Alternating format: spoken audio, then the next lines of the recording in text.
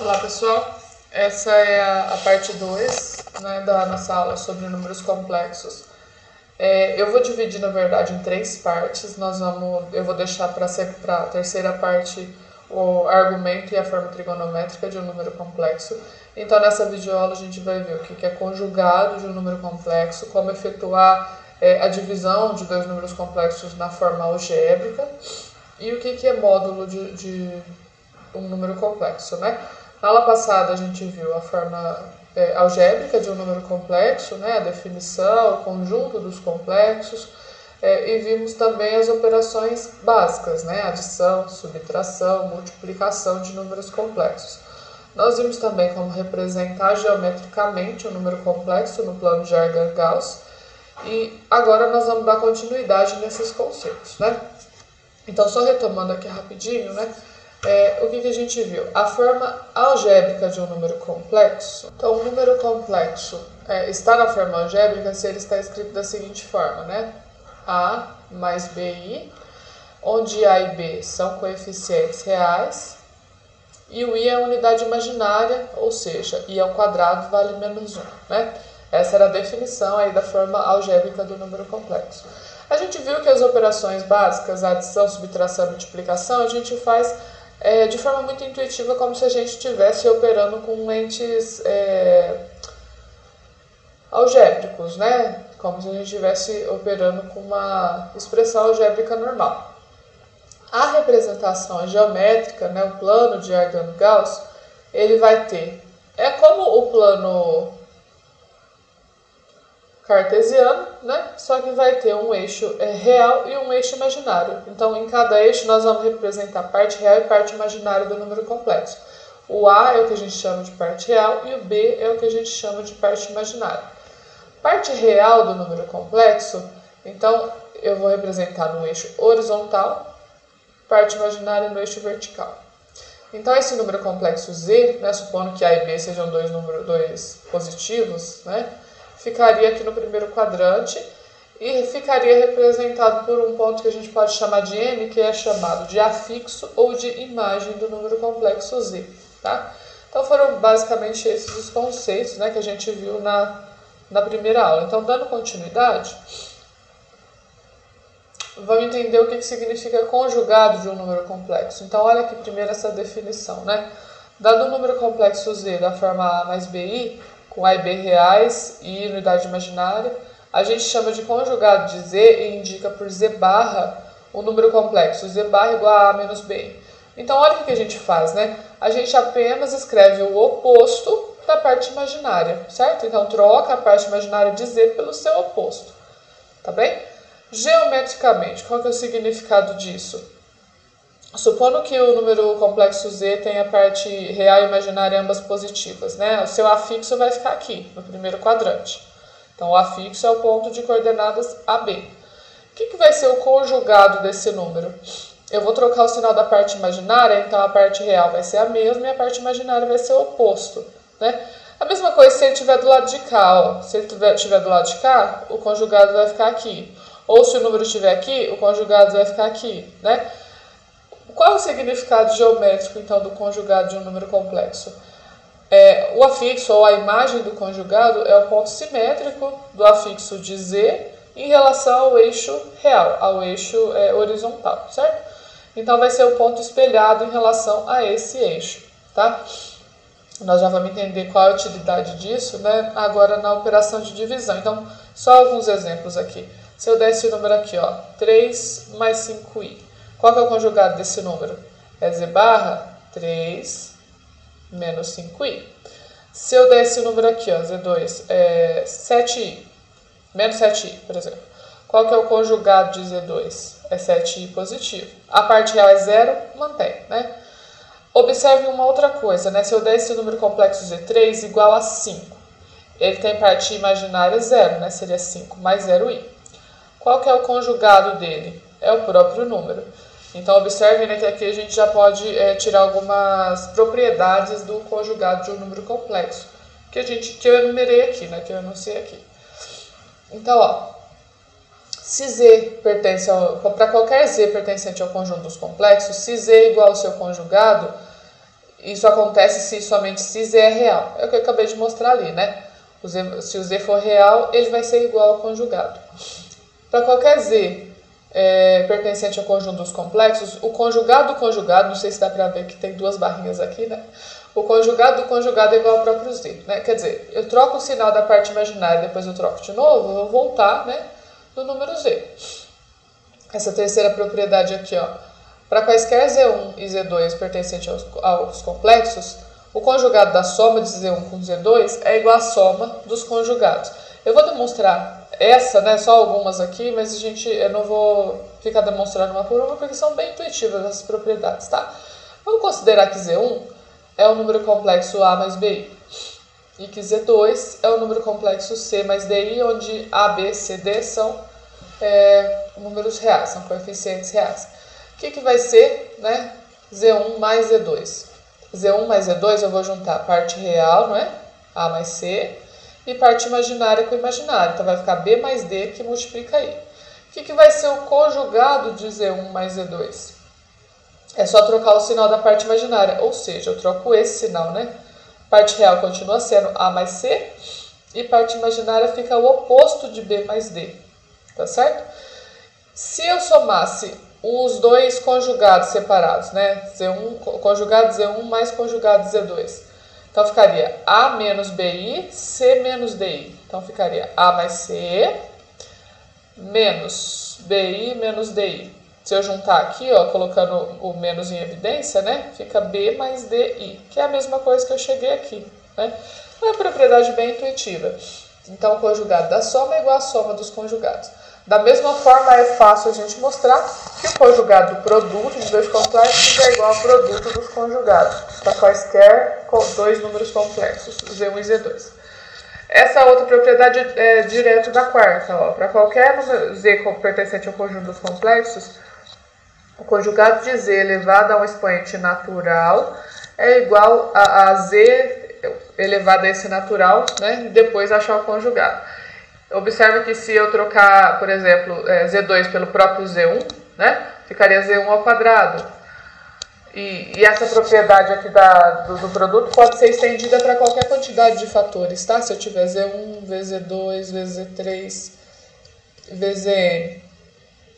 O conjugado desse produto vai ser a mesma coisa que o produto dos conjugados. Bom?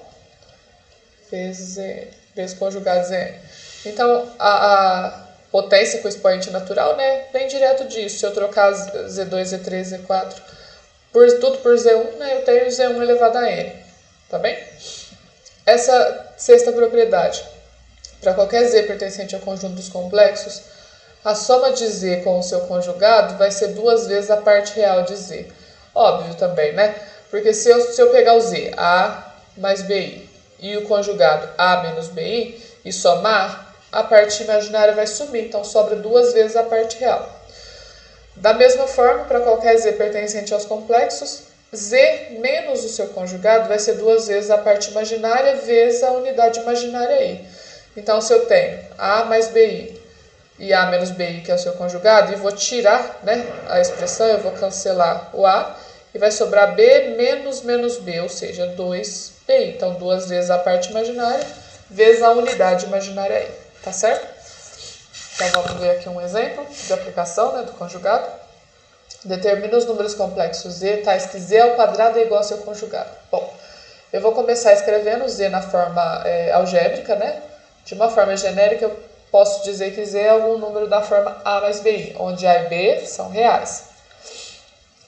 O que fica, né? Z ao quadrado. É Z vezes ele mesmo.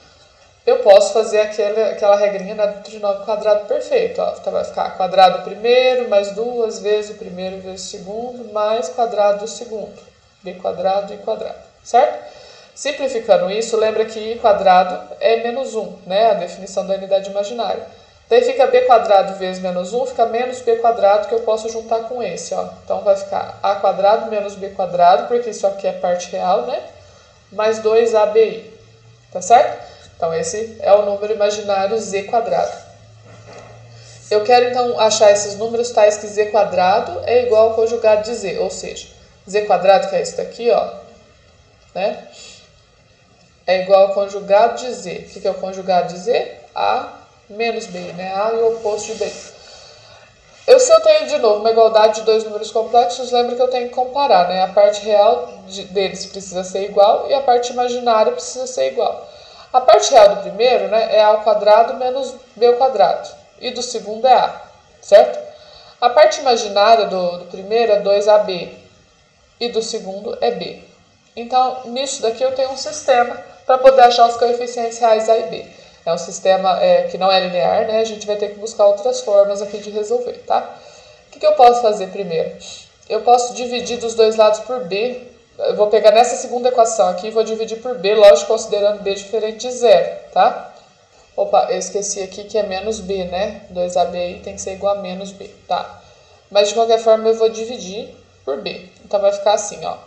Do lado de cá vai ficar 2A, né? Igual a menos 1. Isolando o A, eu tenho que A igual a menos meio.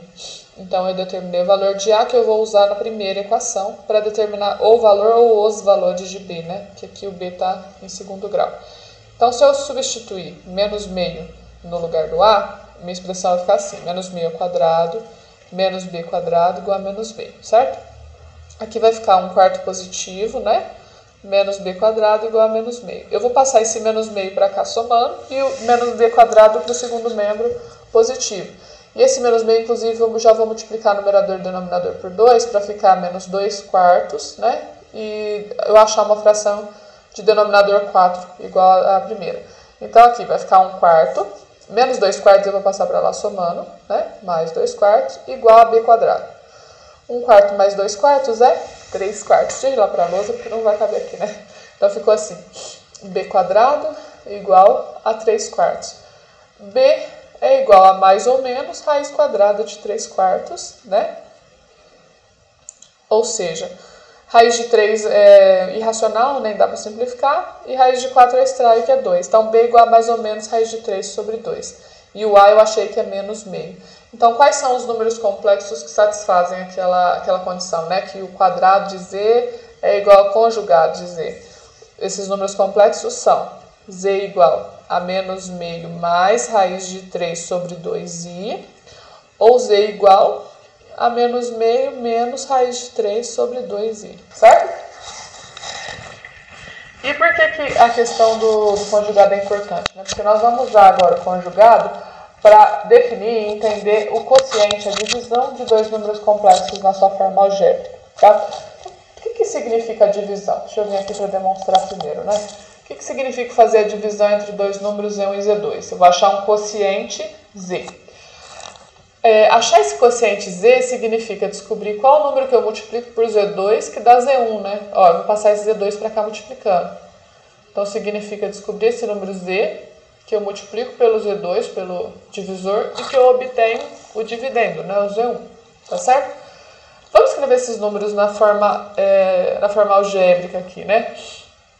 Vamos supor que Z1 seja o número A mais BI, Z2 seja C mais DI, e o quociente Z seja E mais FI, tá?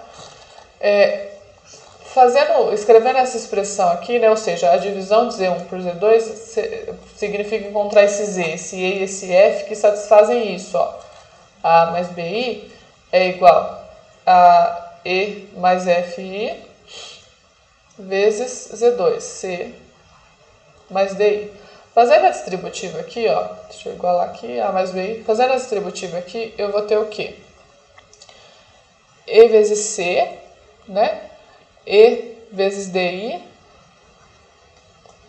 C vezes FI, mais F DI ao quadrado.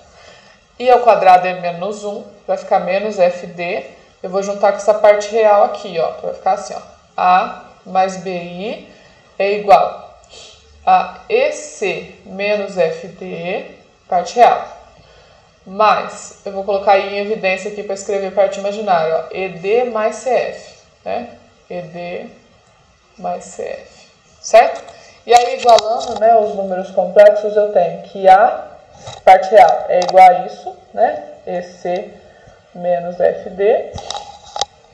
E B, que é a parte imaginária, é igual a isso, ED mais CF, certo? E aí a gente teria um sistema, né? Mas pensa, isso aqui não é prático, né? De ficar determinando qual é o número complexo Z. Na verdade, eu quero encontrar... Seria um sistema em qual equação, né? As minhas incógnitas seriam E e F, que é o que eu quero encontrar. Eu quero encontrar o quociente, né, da divisão de Z1 por Z2, que eu chamei de Z, que é esse número complexo aqui. Então, eu quero encontrar E e F, então seria um sistema, né, de equações lineares aqui em E e F. E como ficaria, então, a solução, né, desse sistema linear em E e F? Vamos só fazer a solução aqui escalonando rapidinho. Ó, o E e o F são minhas incógnitas, então os coeficientes são C menos D, né? E o termo do lado de cá, o termo dependente, que é A. Aqui é D, C e B. Vocês lembram do escalonamento para poder resolver o sistema linear?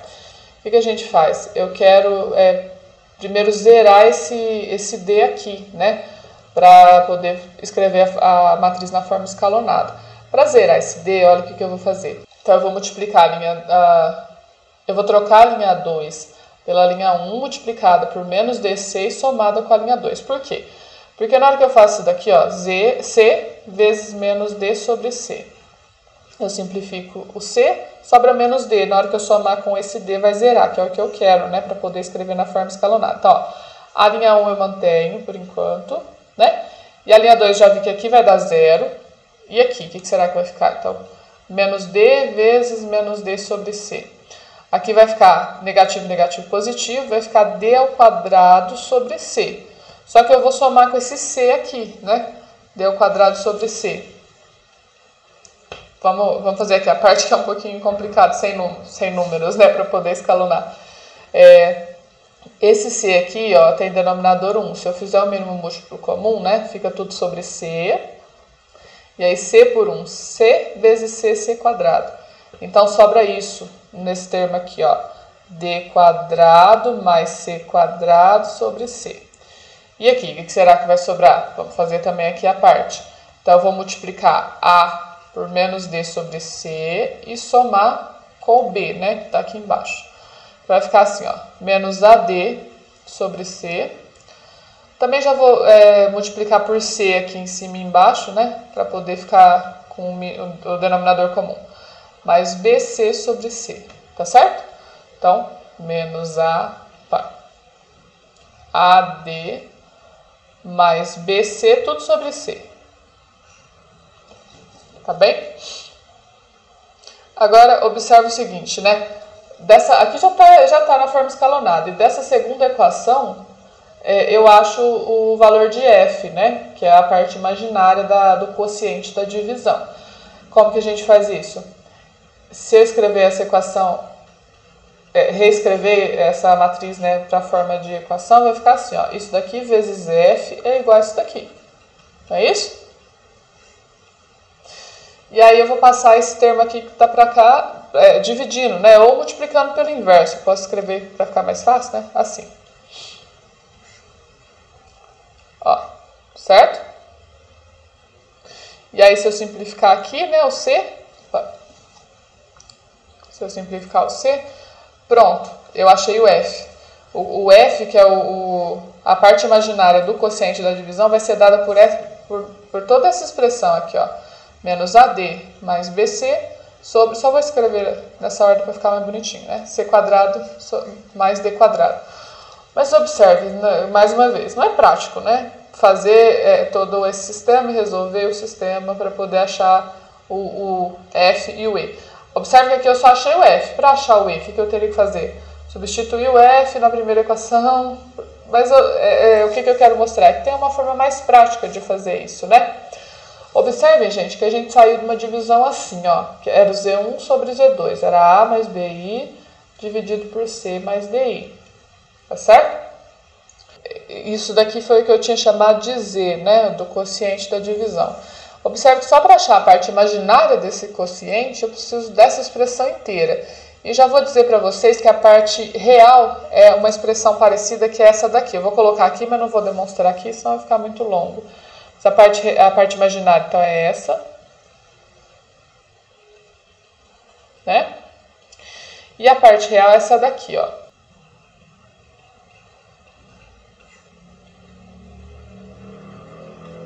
Certo? Seria isso daqui.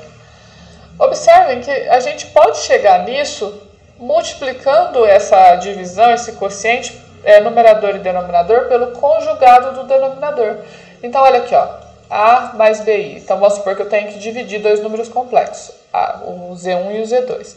Se eu multiplicar numerador e denominador pelo conjugado do de baixo, que é C mais DI, o conjugado é C menos DI. Olha o que a gente vai obter. Vou até colocar aqui de outra cor. Então, vai ficar, ó, AC, né? Menos ADI, mais BCI, menos BDI quadrado, certo? E aqui embaixo vai ficar, como é um produto da soma pela diferença, eu posso usar produtos notáveis, ou fazer distributiva, mas eu sei que vai dar quadrado do primeiro menos quadrado do segundo, tá bem? Observem, gente, que I ao quadrado é menos 1, e aí eu multiplicar por menos D ao quadrado vai ficar mais D ao quadrado. Olha aqui, ó, não é equivalente ao denominador já? Então vai ficar C quadrado mais D quadrado no denominador, né? E no numerador, se eu juntar, aqui mesma coisa, eu vou trocar o I quadrado por menos 1 e multiplicar pelo BD vai ficar positivo. Então se eu juntar a parte real vai ficar AC mais BD. Olha aqui, essa é a parte real. AC mais BD. E parte imaginária, menos AD mais BC, que multiplica I. Então, pronto. Tá vendo que é a mesma expressão que eu tinha chegado aqui em cima? Então, o que eu quero mostrar com isso, né? Qual que é a regrinha prática que nós vamos seguir para fazer a divisão de dois números complexos na forma algébrica? Basta multiplicar numerador e denominador pelo conjugado do denominador. E isso está resumidinho aqui, ó. Então, para obter o quociente de dois complexos, basta fazer esse produto, né? Multiplicar o de cima e o de baixo pelo conjugado de baixo. Vamos ver um exemplo? Eu quero determinar esse quociente aqui, ó. Então, qual que é a regrinha que eu acabei de falar? Eu vou multiplicar, deixa eu montar aqui. Multiplicar o numerador e o denominador pelo conjugado do denominador. Conjugar de I, né, é menos I. Multiplicando, eu vou ter... Aqui eu vou fazer a distributiva do menos I, né? Vai ficar menos 1 vezes menos I, vai ficar I positivo. 5I vezes menos I vai ficar menos 5I quadrado. I vezes menos I vai ficar menos I quadrado. Eu posso trocar o I quadrado por menos 1, né? Aí vai ficar mais 5 aqui, ó. Já vou até trocar de ordem para ficar mais bonitinho, né? A forma algébrica do número complexo. E aqui menos 1 eu vou trocar o sinal, vai ficar um positivo, né? Menos 1 com esse menos na frente, ou seja, é 5 mais I. Então, a divisão desse número aqui por I é 5 mais I, certo? Mais um exemplo aqui, ó. Eu quero determinar o número real x, que está aqui, que é a parte imaginária do denominador, né? Para que esse número z seja imaginário puro. E determinar qual é esse número complexo z. Primeira coisa que nós vamos fazer é efetuar essa divisão, né? Para efetuar essa divisão, seguindo a regrinha prática, basta eu multiplicar numerador e denominador pelo conjugado do denominador. O que é o conjugado de 1 mais xi? É 1 menos xi, né? O oposto da parte imaginária. Então, essa divisão aqui, ó, o z, que é igual a esse quociente, vai ficar como? Multiplicando por 1 menos xi, 1 menos xi. Aqui vai ficar, no numerador, 2 vezes 1, 2. 2 vezes menos xi, menos 2xi. Menos i vezes 1, menos i. Menos i vezes menos xi, negativo, negativo, positivo, xi quadrado. Tá certo? Aqui embaixo, como eu tenho o produto da soma pela diferença, vai ficar quadrado do primeiro menos quadrado do segundo. Tá certo? E aí aqui, ó, esse i quadrado é menos 1, vai ficar menos x, eu vou juntar com a parte real, ó, 2 menos x. Isso aqui é a parte real do número z, né? Então, juntando aqui vai ficar 2 menos x, parte real. Parte imaginária, colocando aqui o i em evidência, né, vai ficar menos 2x menos 1, que multiplica i, né? Menos 2x menos 1. E aqui no denominador vai ficar i ao quadrado é menos 1, multiplicando por esse menos x vai ficar mais x quadrado. Então seria 1 mais x quadrado, né? Eu posso dividir em duas frações só para ficar mais claro de observar onde está a parte real e onde está a parte imaginária. A parte real, então, do número complexo z é essa daqui, tudo isso. E a parte imaginária é tudo isso aqui, né? Eu quero que o número complexo z seja um número imaginário puro, ou seja, para ser um número imaginário puro, eu preciso que a parte real seja zero. Para zerar essa parte real, a gente tem que zerar o numerador, né? Nunca posso zerar o denominador. Aliás, nem tem nada que zera o denominador, né? É sempre positivo essa expressão aqui. Então, eu tenho que ver o que zera aqui em cima. O que zera o numerador? 2 menos x. É o próprio 2, né? 2 menos 2 é 0. Então, se o x for 2, eu zero a parte real. E aí, será que sobra mesmo um número imaginário puro? Vamos verificar. Se eu colocar 2 aqui no lugar do x, menos 2 vezes 2, menos 1. Sobre 1 mais 2 ao quadrado. Aqui vai sobrar menos 4 com menos 1. Menos 5 sobre 5, dá menos 1. Perfeito. Por que eu estou conferindo, gente? Se aqui também desse 0, ele não seria um número imaginário puro, né? Ele seria 0 que é real. Que daria 0 nas duas partes. Então, x igual a 2 satisfaz essa condição. Então, qual deve ser o número real x, de modo que esse número seja imaginário puro? O x tem que ser 2. Essa é a primeira resposta. E nesse caso, qual que é o número complexo? Como que fica o número complexo? Se o x for 2, a gente acabou de achar que a parte imaginária dá menos 1, né? Então é esse número aqui, ó, menos 1i. Tá certo? Então, se o x for 2, a expressão fica assim, né? Menos i. Nós vamos ver agora uma definição do último conceito dessa aula, né? Que é a de módulo de um número complexo. Aqui vamos ver a definição algébrica primeiro, né? Dado o número complexo z, que é igual a mais bi com a e b reais, a gente chama de módulo de z. E indica por dupla barra z, né, módulo de z, ou pela letra grega rho, o número real não negativo dado por. Então, módulo de z ou rho vai ser dado por raiz quadrada de a ao quadrado mais b quadrado. Raiz quadrada da parte real mais a parte imaginária ao quadrado. Geometricamente, o que isso significa? Né? Vamos partir aqui para o plano de Argand-Gauss para a gente entender. Então, suponhamos que eu tenho aqui um plano de Argand-Gauss. Aqui está o afixo de um número complexo z, né, que tem parte real A e parte imaginária B. Tá certo? Observe que eu defini o módulo de z, né, ou rho, que é a mesma coisa, como raiz quadrada de a ao quadrado mais b ao quadrado. Geometricamente, o que isso significa? Observe que se eu traçar esse segmento aqui, ó, partindo da origem do plano, aqui eu tenho essa distância que mede B, e aqui essa distância que mede A. Isso me dá um triângulo retângulo de catetos A e B, né? O que é essa raiz quadrada da soma dos quadrados dos catetos? É a medida da hipotenusa. Então, geometricamente, a gente pode dizer que o módulo de um número, né, o rho, o módulo de z, é a distância do afixo até a origem do sistema, né? Tá certo? Lembra também da fórmula da distância lá que a gente viu em geometria analítica, né, no bimestre passado? Então, o módulo vai representar geometricamente essa distância. Então, também está definido aqui, né? Geometricamente, o módulo de um número complexo é a distância de sua imagem ou do seu afixo até a origem do plano de Argand-Gauss. E aqui algumas propriedades, né? Para quaisquer Z1 e Z2 pertencentes aos complexos, o módulo do produto de Z1 e Z2 é igual ao produto dos módulos, tá? Também é bem tranquilinho de demonstrar usando essa fórmula aqui. Não vou fazer a demonstração agora para não ficar muito extenso. Para quaisquer Z1 e Z2 pertencentes aos complexos com Z2 não nulo, porque eu vou dividir aqui, né? O módulo do quociente Z1 e Z2 é igual ao quociente dos módulos. Lembrando que módulo vai dar um número, né? Vai dar geometricamente representado por uma distância, então vai dar um número real, tá? Vamos ver aqui um exemplo. Eu quero calcular o módulo de cada um desses números, beleza? Vou chamar aqui de módulo de Z1. Como que nós calculamos? Simplesmente isso, raiz quadrada de parte real ao quadrado mais parte imaginária ao quadrado. Isso vai dar 9 mais 16, né? Menos 4 ao quadrado dá 16 positivo. Raiz quadrada de 25, que é 5, certo? Então, o módulo de Z1 é 5, é a distância, né, representa geometricamente a distância do seu afixo até a origem. Módulo de Z2, como que vai ficar? Raiz quadrada de 0 ao quadrado, que é a parte real, né, nem precisa colocar porque eu sei que vai dar 0. E mais parte imaginária ao quadrado. Raiz quadrada de 3 ao quadrado, eu posso até simplificar, né, ou vai dar 9, depois elevando ao quadrado, extraindo a raiz vai sobrar 3. Esse é o módulo do número complexo Z2.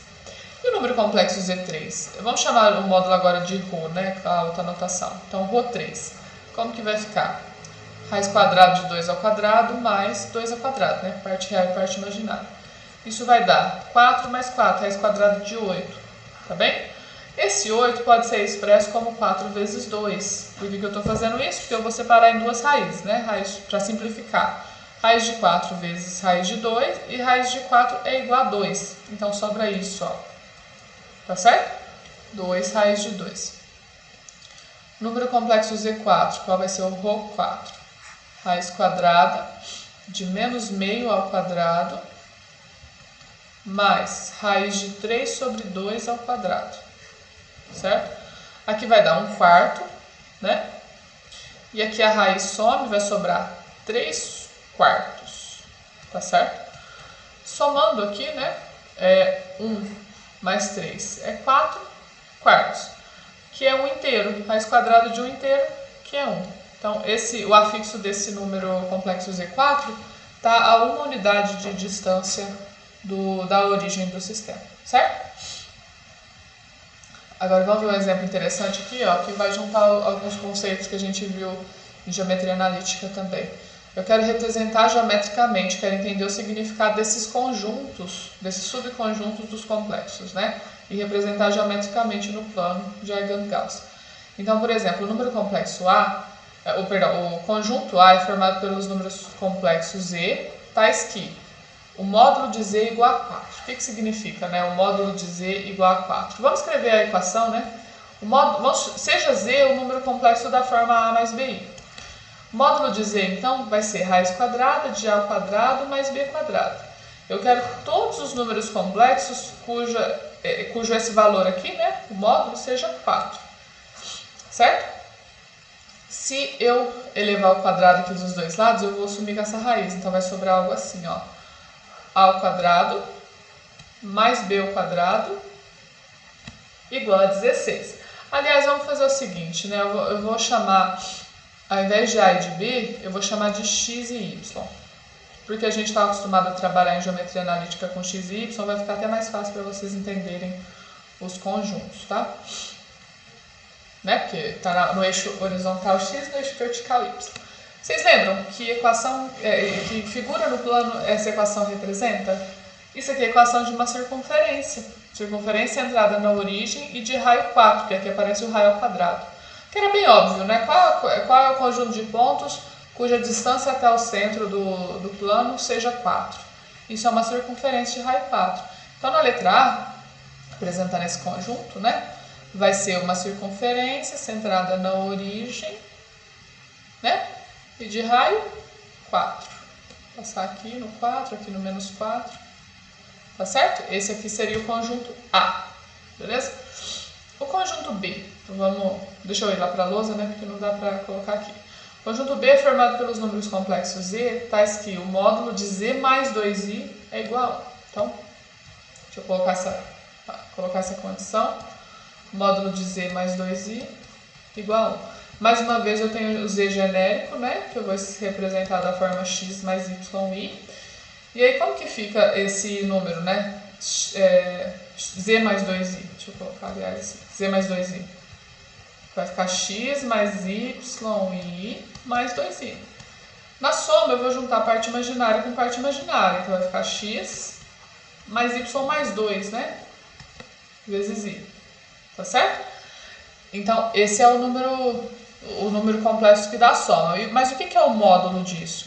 O módulo disso vai ser raiz quadrada da parte real ao quadrado mais a parte imaginária ao quadrado, não é isso? Certo? E eu quero que esse módulo seja igual a 1. Mais uma vez, para eliminar essa raiz, eu vou elevar dos dois lados ao quadrado. Elevando ambos os termos ao quadrado, a expressão vai ficar assim, ó. 1 ao quadrado, 1, né? Aqui vai sumir a raiz e aqui vai ficar o próprio 1. Vocês lembram? Conseguem me dizer que curva no plano essa equação aqui representa? Isso aqui também é uma circunferência, só que agora é de centro no 0 menos 2. Lembra que a equação da circunferência é essa daqui, ó. X menos x do centro ao quadrado, mais y menos y do centro ao quadrado, igual a raio ao quadrado. Comparando aqui, né, seria x menos 0 ao quadrado, então o centro está no ponto 0. Y menos y do centro. Então aqui, menos 2, né, que aqui é sempre o oposto. 0 menos 2 é o centro e o raio é 1, que aqui é raio ao quadrado. Então, como que ficaria essa circunferência? Vamos desenhar, né? 0 menos 2 está aqui. 0 menos 2 está aqui, né? Esse é o centro. E o raio é 1, então ela vai passar aqui e aqui, né? No menos 1 e no menos 3. E aqui, menos 1, menos 2, 1, 2, mais ou menos assim, né? Então seria só para entender. Minha escala tá nada boa.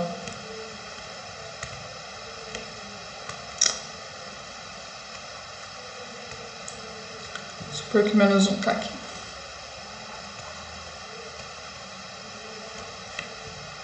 Bem, mas é isso, uma circunferência centrada no ponto 0 menos 2 e de raio 1, certo?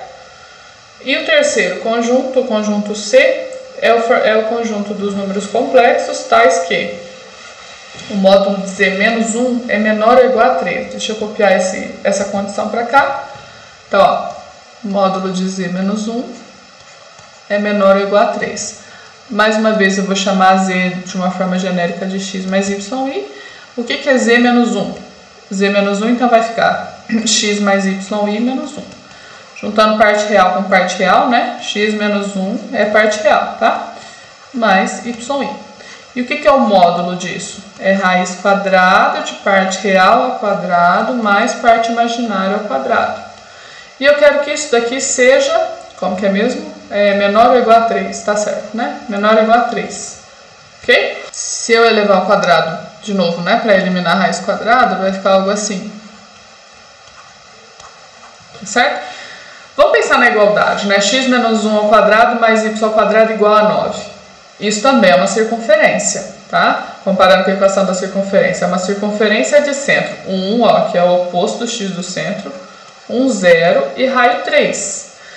Só que eu quero que esses pontos sejam menores ou iguais a 9, não só igual a 9, né? Igual a 9 é exatamente os pontos da circunferência. O que é menor do que 9? Quer dizer, o raio menor do que 9. Lembra? Isso aqui vai ser os pontos internos da circunferência, tá? Deixa eu traçar a circunferência certinho aqui, mais ou menos certinho, né? Ela vai ter centro 1, 0, né? Deixa eu aumentar o desenho aqui.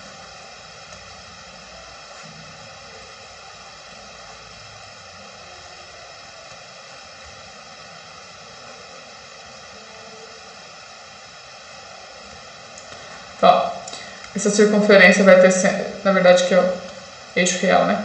Ela vai ter centro 1, 0 e raio 3. Então ela vai passar aqui e aqui, né? Aqui ela vai passar no ponto 1, 3, no ponto 1, menos 3.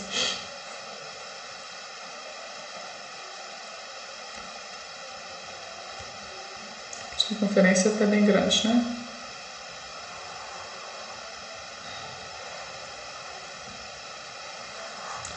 Então, imaginem que isso é uma circunferência. Uma circunferência com essas características e eu quero os pontos que são menores ou iguais a 9. Se for só igual a 9, é a linha da circunferência. Menores que 9, toda a região interna, né, dessa circunferência. Beleza? Então, aqui está o conjunto C, né? Esse aqui é o conjunto C. Bom, então, para a segunda parte é isso.